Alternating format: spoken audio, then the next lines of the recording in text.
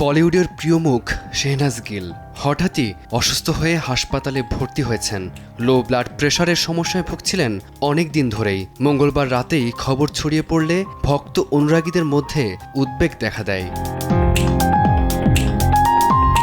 সেই সময় হাসপাতালে পৌঁছান অভিনেতা করণবীর মেহরা। তিনি সামাজিক যোগাযোগ মাধ্যমে একটি ভিডিও শেয়ার করে জানান শেহনাজের শারীরিক অবস্থা। ভিডিওতে দেখা যায় হাসপাতালের বিছানায় শুয়ে আছেন শেহনাজ।